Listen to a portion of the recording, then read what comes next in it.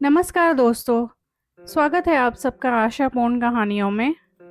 आज की आशापूर्ण कहानी मेरी खुद की कहानी है और मैंने इस कहानी को शीर्षक दिया है राम पर समर्पण। जब मैं बहुत छोटी होती थी और पहली बार रामलीला देखी थी तो देखा कि राम ने सीता से अग्नि परीक्षा करवाई। बाद में उन्होंने अपनी पत्नी को वनवास भेज दिया और ये देख के कि वो भगवान हैं और भगवान ने अपनी पत्नी को किसी और के कहने पर वनवास भेज दिया।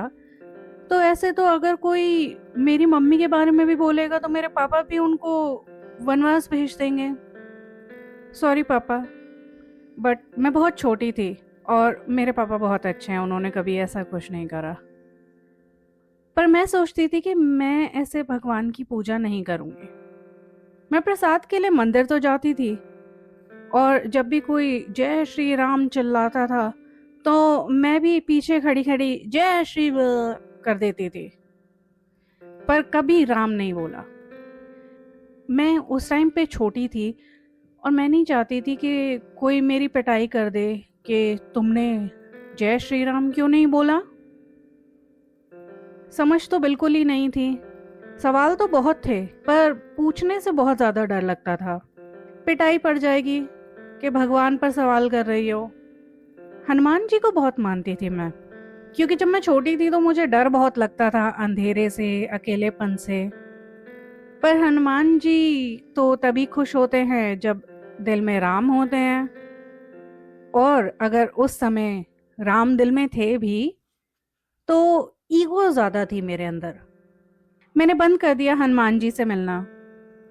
तब भी बीच बीच में कभी मंदिर जाती थी पर राम कभी नहीं बोला। भगवान पर पूरा विश्वास था, ऐसा नहीं है कि मुझे भगवान पर विश्वास नहीं था। मैं शिव जी और पार्वती जी को बहुत मानती थी और कहते हैं ना कि शिव जी भोले हैं। वो सही में भोले हैं कि मेरी इतनी ईगो होते हुए भी उन्होंने कभी मेरा साथ नहीं छोड़ा, और माता रानी ने भी बहुत शक्ति दी। पर तब आया मेरी लाइफ का सबसे बड़ा ईगो फेज। एक ऐसा ईगो फेज कि मैं विश्वास करने लगी थी कि सारी दुनिया गलत है और मैं ही सबसे सही हूँ। और देखते देखते इस ईगो की वजह से मैं अपने प्रियजनों से तो दूर हो ही गई, अंदर ही अंदर एकदम अकेला खोखला सा फील कर रही थी। जीवन का अर्थ तो खत्म ही हो गया था।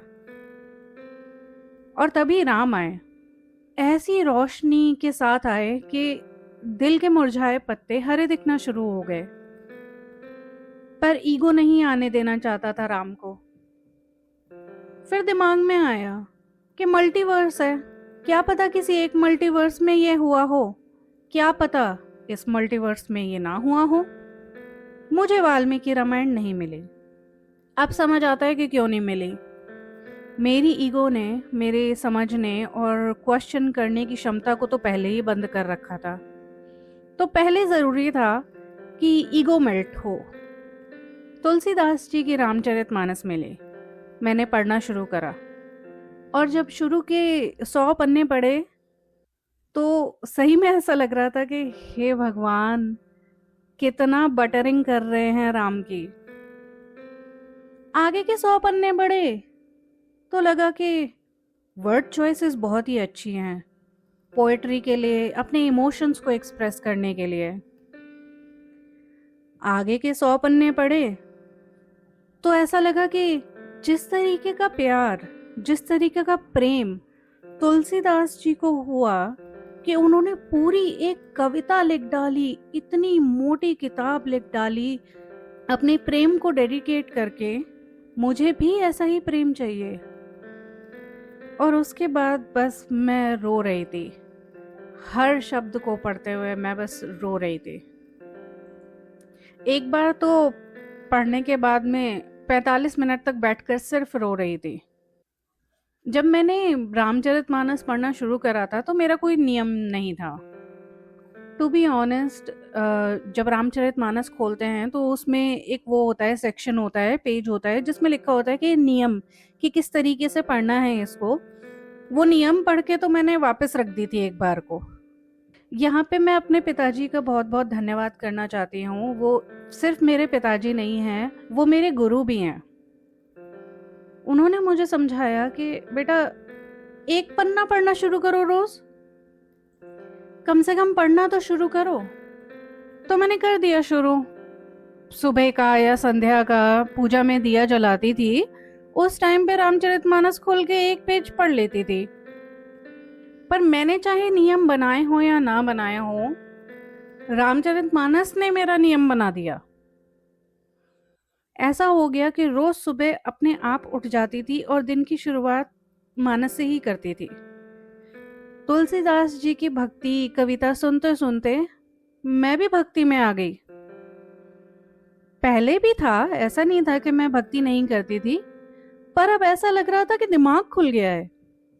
मैं अपनी ईगो साइड करके एटलीस्ट सवाल तो कर रही थी, और मैं जब सवाल करती थी तो यूनिवर्स जवाब देता था।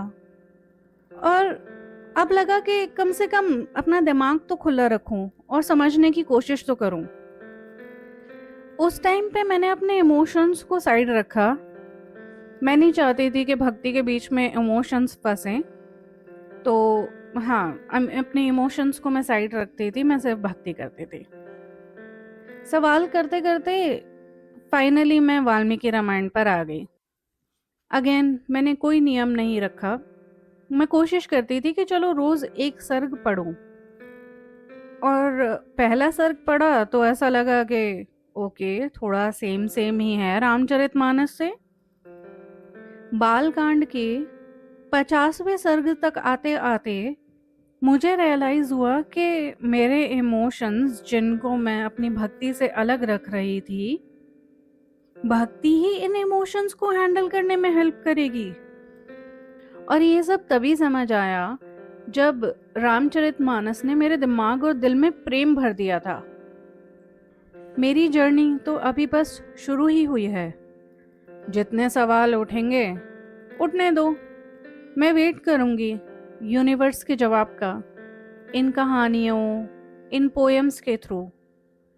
मुझे ये तो समझ आ गया है कि ये पुराण, इतिहास और वेद, उपनिषद, ये सिर्फ रिलीजियस बुक्स नहीं है, ये अल्टीमेट नॉलेज की लाइब्रेरी है।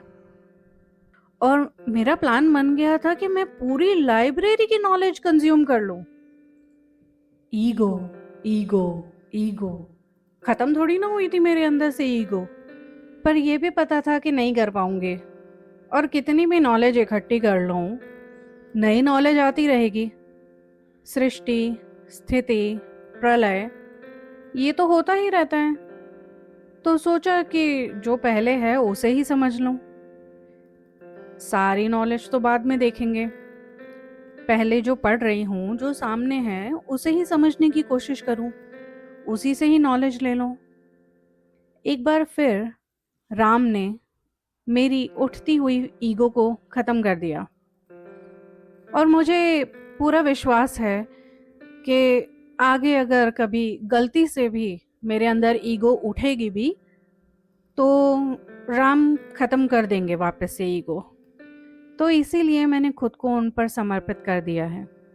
ये है आशापूर्ण कहानियों की मेरी कहानी, राम पर समर्पण।